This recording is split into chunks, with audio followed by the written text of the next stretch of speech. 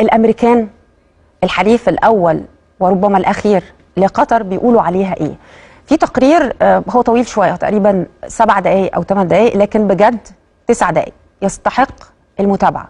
بطلب من حضراتكم إن حضراتكم تتابعوا هذا التقرير. التقرير ده اتعرض على CNN، هو مش جديد، هو تقرير مش جديد، لكن متهيألي ناس كتير قوي ما شفتوش. اسمعوا التقرير ده اللي فيه تحليل وفيه رد مباشر عن إيه العلاقة ما بين أمريكا وتركيا، وهل بالفعل قطر تدعم التنظيمات الإرهابية من أول بقى تنظيم طالبان مرورا بالقاعدة ثم تنظيم داعش، قيادات بتنتمي إلى تنظيمات إرهابية كثيرة بتتبناها قطر على أرضها. فكر حضراتكم أنه أول حد فتح سفارة أو مكتب وتمثيل دبلوماسي لحركة طالبان الأول والأخير هي دولة قطر. أول حد استضاف في أرضه عناصر وقيادات من طالبان هي دولة قطر. ولما هيتسأل، عشان بس حضراتكم تركزوا في التقرير اللي هتشوفوه، لما هيتسأل مسؤول قطري تستضيفوا طالبان هيردوا يقول نستضيف أي حد. ركزوا كويس قوي في التقرير القادم، بيشرح حاجات كتير جدا يمكن ناس بتسأل عليها عن صلة قطر ومصلحتها في دعم التنظيمات الإرهابية، وكمان علاقتها الوثيقة بالولايات المتحدة الأمريكية اللي موجود فيها أكبر قاعدة عسكرية للولايات المتحدة الأمريكية موجودة على الأرض القطرية. نشوف.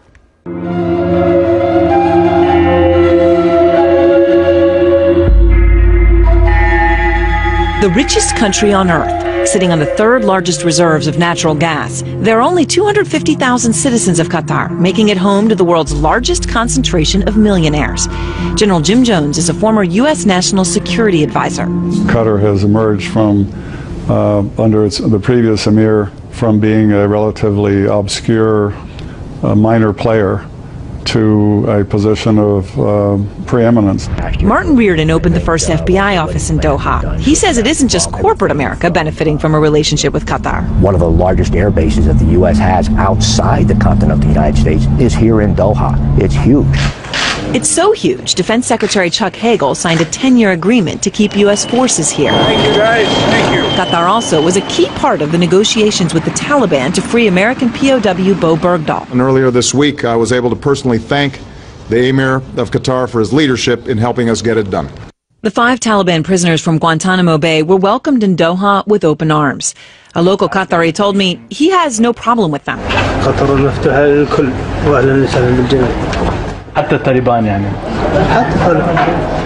This isn't a surprise. Happy to see you, sir. Thank you. Qatar prides itself on its clout with the U.S. and extremists. This YouTube video is one of several showing fighters in Syria thanking Qatari donors for weapons.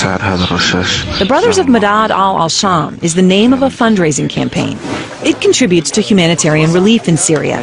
But this tweet last August from an al-Qaeda-linked militia is one of several from al-Qaeda supporters directing followers to donate to the campaign. Juan Zarante is the former Deputy National Security Advisor for combating terrorism. What you have is the resurrection of charitable networks that had been suppressed post 9/11, but that are being reborn in the context of Syria. So how big of a player is Qatar? Qatar is at the center of this. Qatar has now taken its place in the lead of countries that are supporting al-Qaeda and al-Qaeda-related groups. In April, a Kuwaiti cleric known to support al-Qaeda-linked groups tweeted he was heading to Qatar to raise money for jihad. And just last week, the cleric tweeted this poster, which says, "Our jihad in Syria is financial jihad." It asks for donations in Qatari, Kuwaiti, or Saudi currencies. Saad bin Saad al-Kabi is a fundraiser for the Madad al-Sham campaign in Doha. His current profile on Facebook's WhatsApp, a social media platform, requests donations equal to $1,500 US to prepare a fighter by arming, feeding, and treating him. We called al-Kabi when we were in Doha. He wouldn't meet with us, but he denied the poster solicited money for weapons. She says that there was no mention of weapons. It's on there right now. بيقول انه حاليا موجوده على الواتساب بس انه يمكن He says he has no knowledge of it. How much? And when we asked why he used a picture of the planes hitting the World Trade Center on 9/11 in a tweet, he replied, The picture is everywhere on the internet. Right. He says that photo is all over the internet. Al-Kabi told us we couldn't donate to his campaign right now, but would have to give to another charity approved by the Qatari government. He also wouldn't tell us how much money he raised. But in one tweet last summer, he asks Allah to bless the people of Qatar for donating the equivalent of $1.4 million. We don't know where these funds went, but according to the Qatari newspaper Al Arab, at one point the Madad al-Sham campaign worked with Qatar's Volunteer Work Center to raise money to help Syrian refugees. The work center was supervised by the Qatari government's Ministry of Culture. The minister declined our request for an interview. So how high up in the government in Qatar does the support for Islamic extremism for these al-Qaeda-linked groups go? Well, these are decisions made at the top. And so Qatar operates as a monarchy. Its officials, its activities follow the orders of the government. And to the extent that there is a policy of supporting extremists in the region, that's a policy that comes from the top. This is the Taliban office in Doha behind me. Now, it just opened last year, and no one responded to our many attempts to reach them, so it may just be a storefront. But the fact is this: Qatar is the only country in the region with a diplomatic Taliban presence, and the emir, the ruler of this country, personally negotiated the release of 5 Taliban prisoners in exchange for American POW Bo Bergdahl. I just want to welcome the Emir of Qatar and thank him and the people of this country for the friendship they've shown towards the United States. General Jim Jones says Qatar has passed some laws against terror finance, but it's not enough. They probably are a little bit more towards, supporting people that we are a little bit less than thrilled with. Qatar continues to be a haven for financing extremists. It's no secret the government allows people like Ali Al-Nuaimi to live freely in Qatar. Nuaimi was the president of the Qatar Soccer Association, which controversially won the bid for the 2022 World Cup. The United States Treasury designated him a terrorist last year, saying he raised millions to fund terror. Then there's Wagdi Ghonim, a cleric who lived in Orange County, California. The U.S. suspected him of fundraising activities that could support terrorism.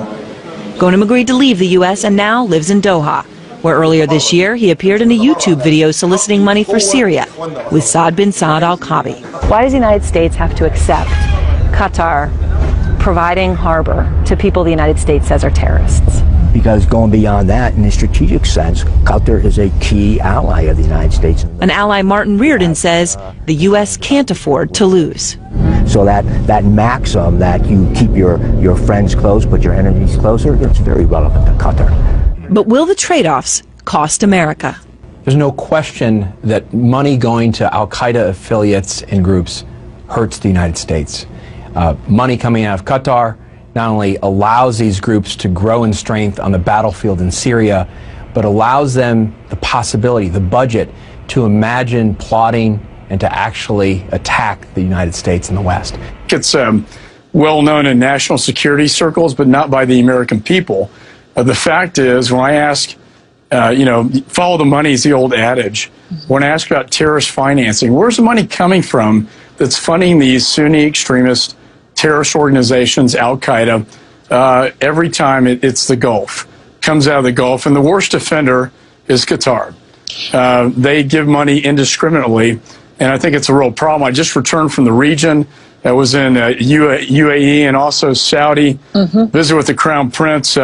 They threatened to pull their diplomats out of Qatar because of the money that they're throwing into the Syrian rebels, which in turn are funding al-Nusra and ISIS, which are the very enemy that we should be fighting in Iraq. So what I'm trying to understand, Chairman, and I wonder if you can help me a bit, because, we talked about the U.S. companies. They have obviously significant exposure in Qatar. There's also an air base there, which is a very significant base for this country. You heard our guest talk about it in the piece, but the #1 supply location for the military, 6,000 U.S. Air Force members are located there. It is a $400 million annual budget. Even Saudi Arabia, an ally of the United States, does not allow such a base to be in that country. Is this why the United States finds it okay to have these funding activities going on in an ally? Well, it's a very strange relationship. I think we want to keep them in the tent as much as we can. They do allow intelligence sharing like the Saudis do. But at the same time, you have these wealthy donors, these families that give money. And if you go back to the time of bin Laden and 9/11, the Qataris were giving to al-Qaeda. This concerns me when you look at the prisoner swap of the Taliban 5, one of whom was involved with 9/11 with bin Laden, and the other of the top 5 cabinets of Mullah Omar. We're going to send them to Qatar. That raises some really serious questions in terms of our national security. The question, Chairman, that I have for you, actually, one of our other guests in the piece said, Juan Zarate, who formerly was in charge of fighting counterterrorism finance, he says that money coming out of Qatar could end up being used to fuel the ambition, the dream of attacks against the United States directly. Do you agree? Well, I do agree with that, because if you look at the #1 threat to the homeland, it's ISIS in Syria and Iraq. It's the biggest training ground, surpassing Afghanistan and Pakistan. And who is funding ISIS? Who is funding al-Nusra? But more importantly, ISIS. That money, and the reason why the Saudis and UAE cracked down on Qatar is because they're the ones throwing the money indiscriminately, not caring who it goes to, as long as it funds Sunni extremists fighting Assad in Syria.